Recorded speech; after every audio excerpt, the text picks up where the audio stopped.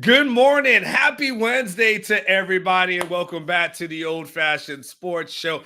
I have someone that probably at the beginning of the season, I wouldn't have been sure that I needed to talk to someone about Vanderbilt. But Vanderbilt is good this year. So I had to bring in Chris Lee from VandySports to kind of break down everything Vanderbilt related because suddenly this is a team that we need to know about. Chris, I'm fascinated as the world is, right?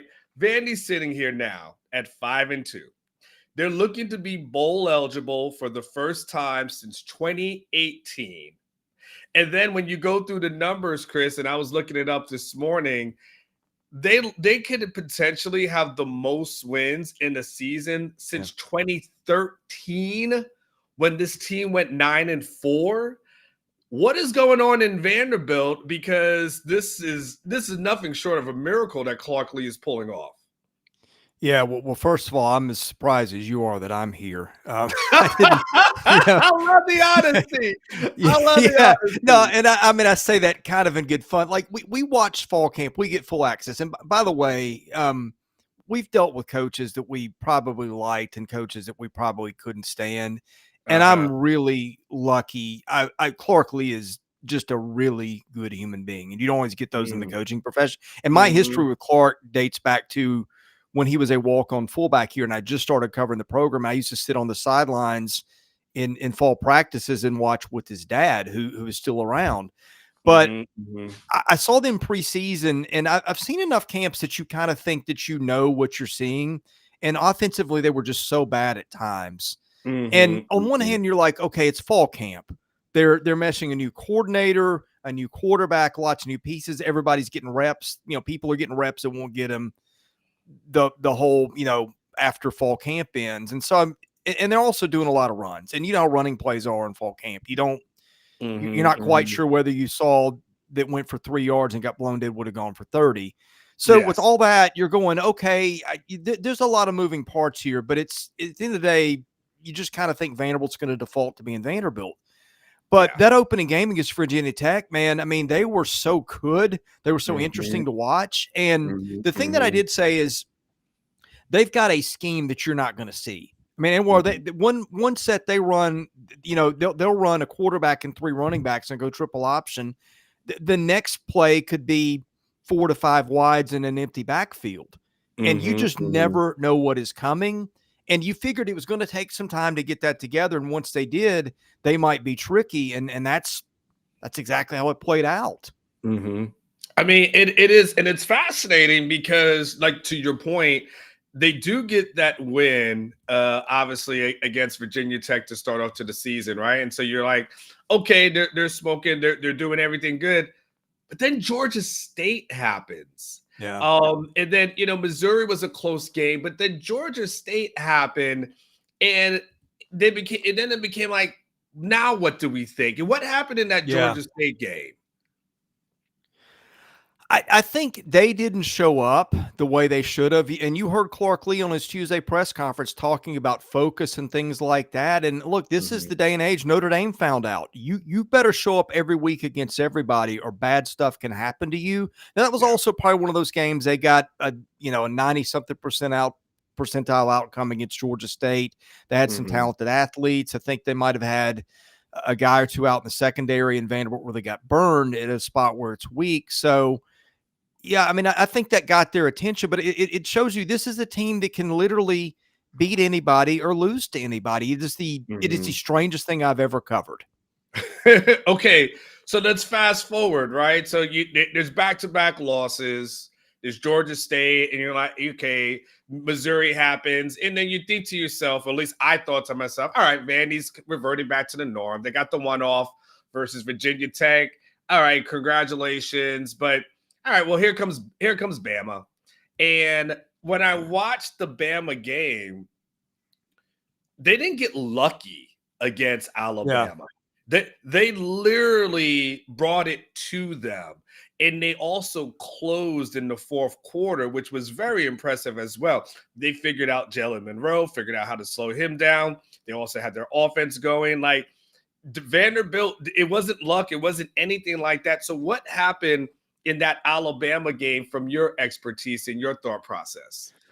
Well, I'm not a football X's and O's schemes guy, but I've watched a lot, and you have a general Mhm. idea of what's working and what's not. And there were two things that stood out to me in that game. The first drive of the game, go back and watch it on tape. They were literally pushing Alabama's front around. Now that does not happen. The Mhm. last time Vanderbilt pushed around on Alabama or Georgia up front, I mean, yeah, I was probably not born yet. And so Mhm. that was one thing that, like, the first drive that kind of caught my eye. They go up 7-0, and then they get a pick six. And I'm like, okay, they've got some cushion. They're going to make it difficult for Alabama. And but the first drive, the way they were able to do that, I thought this is kind of different. Like, Cedric Alexander gets hit in the hole on the 4 and shoves his way in the end zone. So I'm still going. I mean, I think they're up 8 or 9 at half, and I'm still just thinking it's not really when they blow it. It's how, and like, do they lose this one by field goal, or does Alabama score 40 points in the second half? And you look at the box score, you never knew it was a game. And then the third quarter happens, and they hang in there, and they never lose the lead. And I think it was sometime late in the third quarter. I don't remember the moment it was. But I got to thinking, like, if I didn't know, if you just put black and white jerseys on this team and there's no logos and you're not sure which team is Vanderbilt and which team is Alabama, Mhm. you might Mhm. have a little bit of hard time figuring that out. And that's the moment I was like, they might do this. Mhm. And it helps to have a quarterback, right? And Yeah. so, it's, and I know you probably get asked about him a lot, but, you know, for all the criticisms that the transfer portal may have, and people may give, it's been a lot. It's been a game changer for a guy like Diego Yeah. Pavia, potentially a game changer for a program like Vanderbilt. Give us the story of Diego. Like, what happens? How does he get there to Vanderbilt, and what has his impact been within this program? Yeah, well, he's a kid that gets no scholarship offers out of high school. I've stood next to him. I'm not sure he's even 5'10". Oh wow. I'm like, if you went and met him on the street Mm-hmm. and you said this is a guy that's a quarterback, somewhere on the street is a guy that's a quarterback that's lighting up SEC defenses, pick him out. He's not the guy you're going to pick. And so that Mm-hmm. probably worked against him, but he goes and he plays, JUCO football for a couple of years, gets on it in New Mexico State, which is a bottom 5 program, probably in the FBS year in and year out. Brutally tough place to win. Well, Mm-hmm. he's with Jerry Kill, and I think everyone knows Jerry Kill's story. Had health issues, and so he's been in and out of coaching. And so he's at New Mexico State with he and Tim Beck. And by the way, Jerry Kill is now basically the head coach of the offense. He's an analyst at Vanderbilt, but that's his job now. And Tim Beck is his offensive coordinator. So Kill steps down at some point. I think the Vandy thing had kind of become an option. Vanderbilt. Mm-hmm. Let me splice the Vandy piece into this, and it's a long story, and I apologize, but to Oh no, piece no, it we got together, nothing there's but really no time. other way. We got nothing but time. Give us your long Well, story. cool.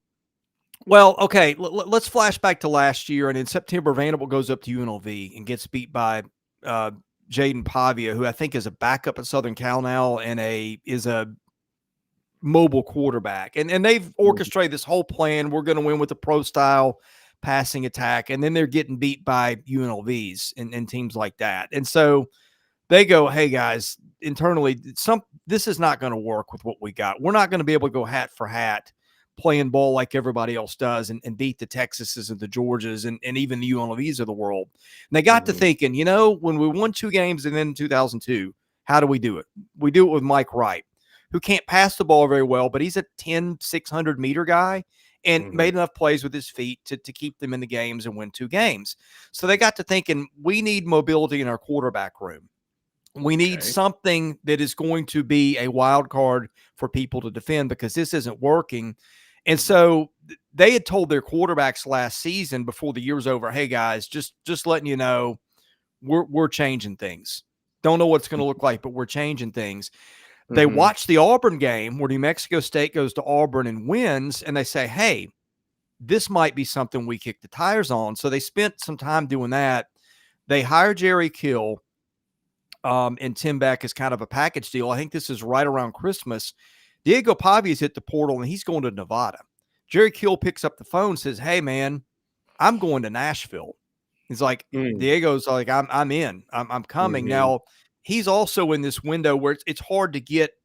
If you are above a junior academically, it's hard to get into Vanderbilt. Like, unless you're a grad transfer, then you got to get into grad school at Vanderbilt, which is harder than getting a football player in undergrad. They somehow created some sort of a program where he's taking lower level undergraduate classes. I don't know how they did it, but it's historic.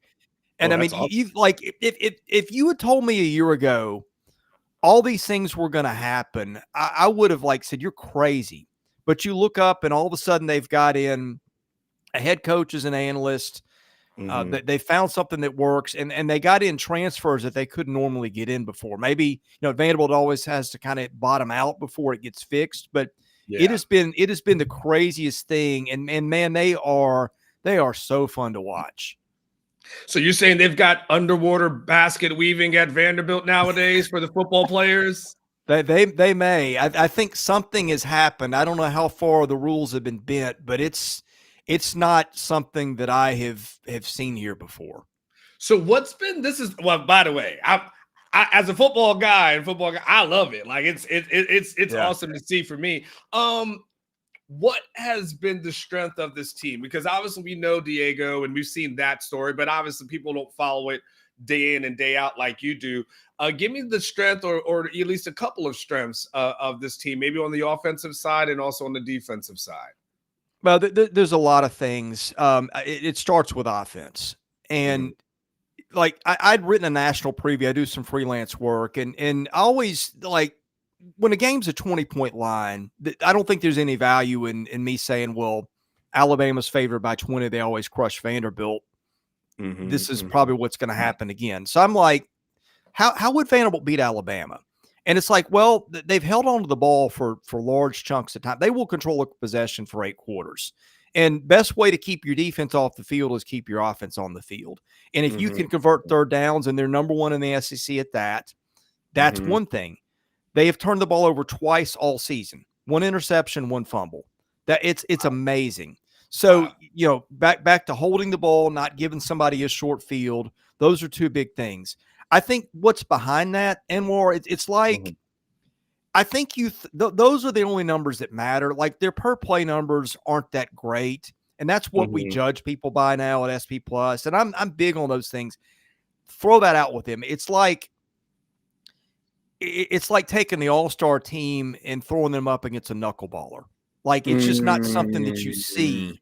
And to make a more football analogy, I think it's kind of like, let's say that you took Army or Navy and you took those offenses and you gave them FBS class, receivers, maybe not like Texas and Georgia would get, right? But Vanderbilt, just by virtue of being in the SEC, can get dudes who will come play on that campus, even if they're terrible, because they want to play in the league. So it's like taking a service academy attack, which nobody sees, and then getting better players at the skill positions and putting it together. And then you don't turn it over, and then you convert third downs at a 50-something% rate. I mean, that's really how it works. Their defense isn't great. It's not super talented, but it is coached by Clark Lee, who's been a great defensive coordinator at Notre Dame. They've gotten better. And they have, the last 2 weeks, they played without probably 2 of their best 4 defensive players in Langston Patterson and Miles Capers, who might be back this week. But basically, it's been on their offense to just hold on to the ball and convert scoring drives. They got a kicker who's kicked 4 field goals at over 50 yards. That helps because you're never really that far out of scoring range. And your defense just needs to be good enough. And lately, they've been good enough. Let me put something here on the screen for you. I'm going to do what's going to be kind of a side-by-side comparison of the teams.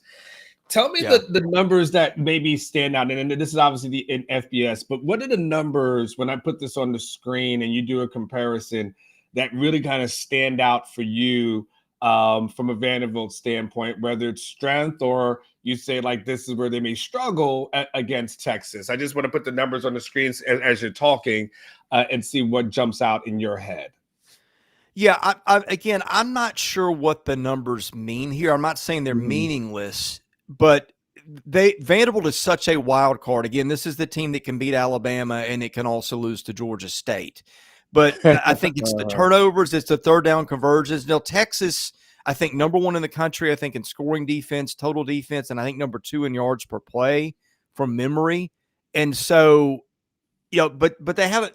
Texas has faced, and I'm not trying to take a dig on their defense because I know they've got Hill and Gabinda and Makuba if he plays, and they've got talent everywhere, right? Baron Sorrell, but they haven't played an offense like this one yet either. And you've got to be really disciplined. And you've got to believe that you can lose the game. And I get that, they've done some things. I'm still not convinced that if you're Alabama or Texas or Georgia, you walk into any building thinking you're going to lose to Vanderbilt. So that's part of it too. But, on the flip side, Vanderbilt's not played a defense like this either. I mean, they've got NFL guys all over the field, at every position level. And so that's going to be something new for them too.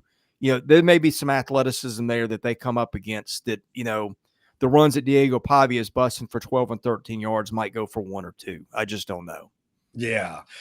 Chris Lee from VandySports. Chris, when I was listening to Clark Lee talk, he said something interesting. He said something basically, and I may be paraphrasing a little bit, but he wanted to almost, I think he said, muddy the waters a little bit. Basically just slow down. He would like kind of an ugly kind of game against Texas. Yeah. Feels like that would give them a chance. Is that something that Vanderbilt kind of does? Is that, basically just slow down, time of possession, limit the snaps, and limit other people's opportunities? Is that a strength for them? That's exactly what they do.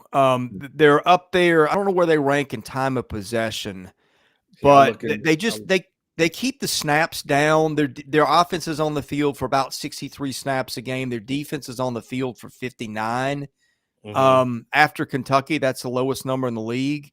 And Kentucky's number got a little bit deflated by the fact that they didn't play about 40% of the Southern Miss game. So that's a little bit skewed too. But you can't score when you don't have the ball.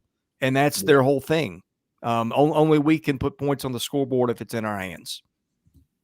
Yeah, I think that if you were asking about the time of possession there, Vanderbilt leads the SEC in time of possession. To your point, with that 33 minute mark, Texas is down here number 9. So Texas is not holding on to the ball as long. So it totally, makes a lot of sense as far as that is concerned. A couple more before I let you go. If Vanderbilt is to win this game, they would have done what, in your opinion? They probably wouldn't have turned it over. They might have gotten a pick six or a fumble return, that either puts points on the board or gets them close enough to where their offense can cash in.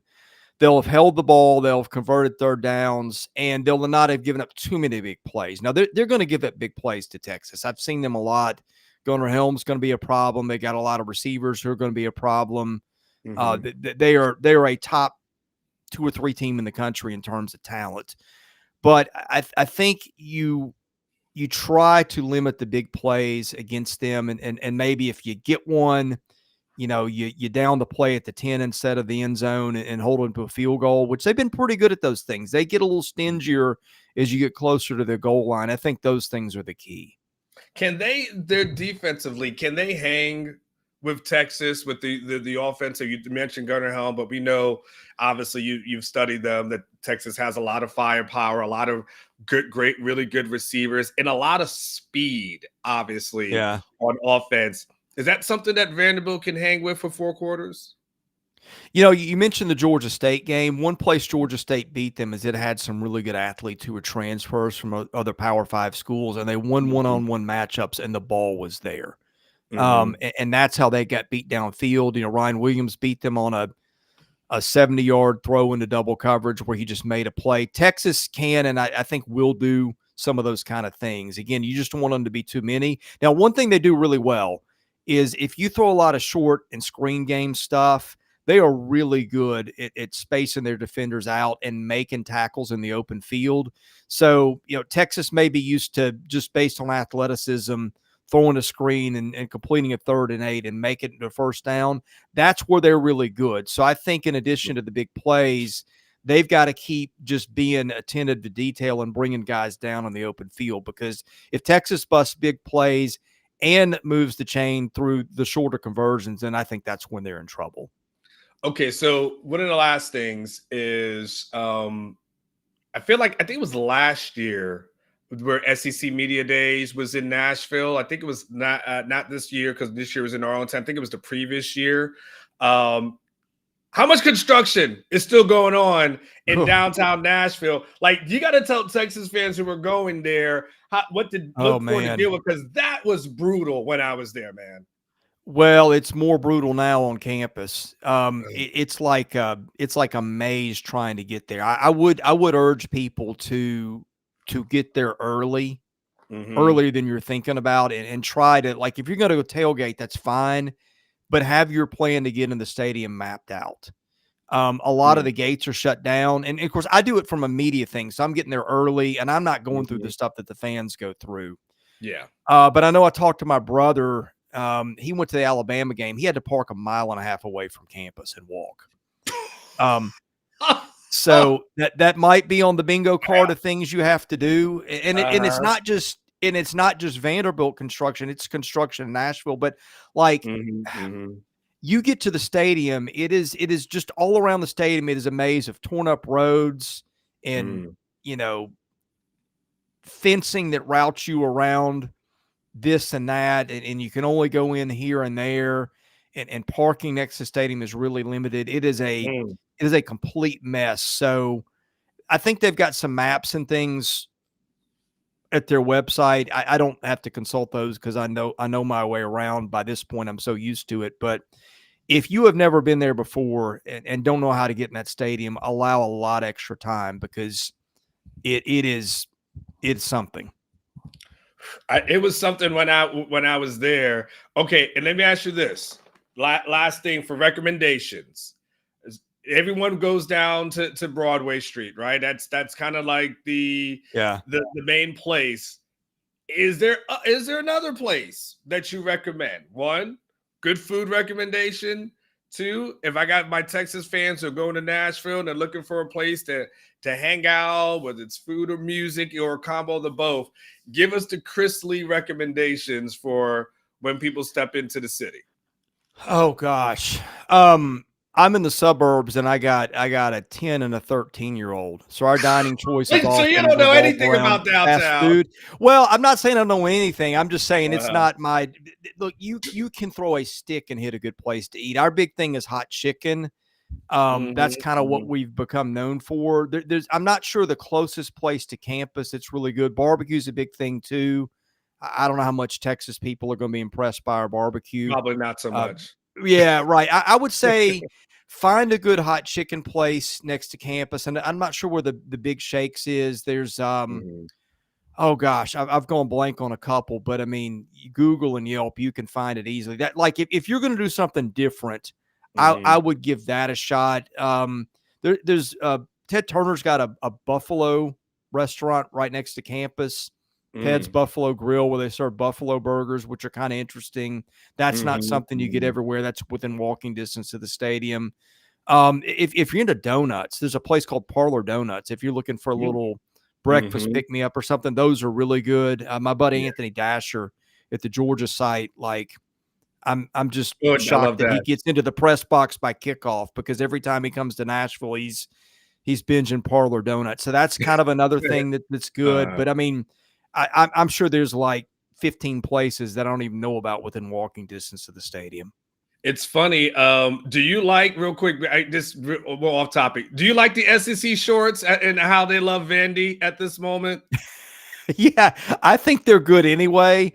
I think they have nailed Vanderbilt. I get a kick out of watching what those guys come up with every week. It's pretty great. Chris, tell everybody how to find you on socials and VandySports, because suddenly people just want to read about the football team, not just the basketball team, and definitely not just the baseball team, obviously. So now football's on the conversation. Tell us how they can find you, buddy. Yeah, we run the website VandySports.com. We've got a podcast that goes by the same name, the VandySports Podcast. You can find that on YouTube. You can find that anywhere. I've run the rival site for 21 years. Also run an SEC YouTube channel, Southeastern 16. So I spend a lot of my Saturdays with two TVs on or in the press box watching somebody on my phone. We cover SEC football, baseball, and basketball year round. And you're not going to get Texas coverage like you guys deliver. We don't even pretend to do that. But what we try to do is get a really good gauge on the whole league and say, hey, we know all the teams to a decent degree, and here's how they stack up. So if you're looking for a 30,000 foot SEC stop for football, baseball, basketball, go to YouTube. Look at Southeastern 16. That's where we are. That explains the wheel of confusion with the pennants behind me. That's what that's about. But I think hopefully people would enjoy that too. You know, I have to say, this will be the last thing. Usually I have tons of people on. You have probably one of the nicest backdrops I have seen. I mean, I love the paint color that you guys have got going on there. I love the bookcase. I love the pennant, by the way. Your setup is amazing. It's immaculate. Like, just kudos to you and your wife, because I'm going to assume she had a lot to do with this, right? my biggest skill set is pulling this off without getting divorced. So it looks. I'm impressed. The pennant behind you, everything else. Like, what went into? You say Dash. I had Dash on last week. Dash doesn't have the best backdrop. Like, Dash is definitely, he's doing his own thing. He's got a curtain. Like, Dash is just there. This is nice, though. It's nice. Yeah. I like it. This is my home office. If you're going to come to work, you might as well like your surroundings. And so I put a lot into this. I've got, vintage baseball cards that I grew up with. I've got some autographed SIs on the wall that you can't see over here. It's, I figure if I'm going to spend my time in here working, I might as well enjoy it. So there was some effort that went into this. And the last thing I'll say is that people keep saying, well, they're very glad that it's horns up on the pennant and not horns down. They've paid attention to that. So good job, Chris. Chris Lee from VandySports. Thank you for joining me, man. I appreciate you, brother. I'll see you on Saturday. Yeah, God bless you guys. Good luck getting to campus. And I'm serious. Make sure you're there in plenty of time, and because it's a mess. But I really look forward to seeing you guys in the press box on Saturday. Okay, brother. Take care. Chris Lee. Appreciate him from VandySports. I guess we got to get there early, don't we? Huh? I guess it's going to be brutal on us, but we'll make it through. So there's a couple of things. Just want to make sure that you guys know this. There will be, if you're not going to Nashville, if you want, there's a watch party here in Austin. Watch party. Chad is always going to be there. Watch party in the post-game show at TCH. I would say THC last week. Now, that'll be a hell of a party, wouldn't it? I'll tell you what, though. After last week, we could have used some THC, couldn't we? But anyway, TCH. The special start at $2.15, $1 draft beer, $2 jellyfish.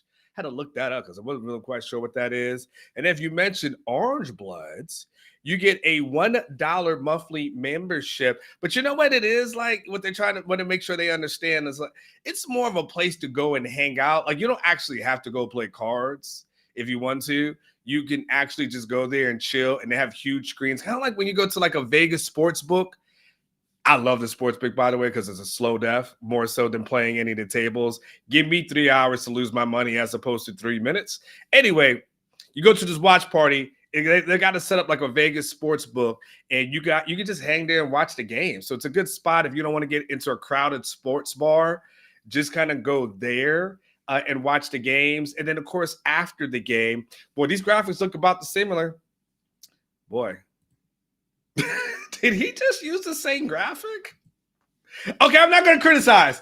Anyway, as I'm criticizing. Bro, you literally... Okay, anyway. The post-game show, UT at Vandy. Hosted by Jeff Ketchum, Sukamel, who's on vacation this week, so he's not going to be there. I think Travis Gailey's filling in for Sukamel. Chad Hastings, myself, I'll be in the press box. The show starts live on YouTube with about 2 minutes left in the fourth quarter. Hopefully, there's not much to discuss because that would be a bad day. So anyway, make sure we oh, well, just laughing. Life is good. Hey, and a couple other things. I got to pay some more bills. Real quick, just bear with me. Eric Torres, Eric Sells Homes, DFW. If you're looking for a home in the DFW and you need somebody that's going to do different graphics, Eric Torres is the guy that's got you covered. Buying and selling homes made easily. Looking to buy or sell, whatever the deal is. You got my main man, El Presidente himself. Eric Torres, make sure y'all check him out. He's got everything covered for you. And then, of course, after you go to Eric, after you buy a house, after you to say to yourself, like, I did it, my mom made it. Then you go out to Specs.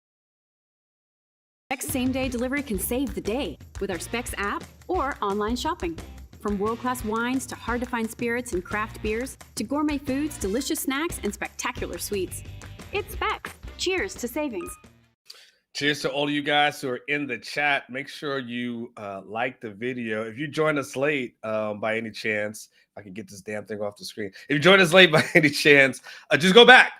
Go back and watch the first part of the interview. Good information. Dude had an immaculate house there. I'm looking at my background. I actually have a better background that's over here. One day I'll show you a picture of my setup. It is really bootleg. What I got set up in this house, I ain't gonna lie, it's really bootleg. But it's the backdrop would be like blinds and I don't have a curtain. I'm that guy, and I don't want y'all to see that and clown me. So this is with the backdrop that I chose over here. But it's okay. It's okay. Anyway, y'all. Hey, I believe the recruiting show is coming up at 10 o'clock. But Sukamel's on vacation, so I'm not quite sure. Chad Hastings will be here at noon. No Jeff Ketchum. It's Wednesday, so no Jeff Ketchum. But he'll be there in full force, filling in and holding it down. I am getting the hell out of here. I'll be here tomorrow. We'll do our typical Texas versus everybody where we kind of get into all the stats and the numbers and everything. And we'll kind of do a breakdown of all the good stuff Texas related. Sark speaks today on the SEC conference call and in another conference, obviously, tomorrow when he has his presser at 11. Y'all take care. Do something good for yourself today. I keep always telling you. Remember, I always say live each day like it was your last. Because one day it will be. So go out, do something special. Treat yourself. You absolutely deserve it. Love y'all.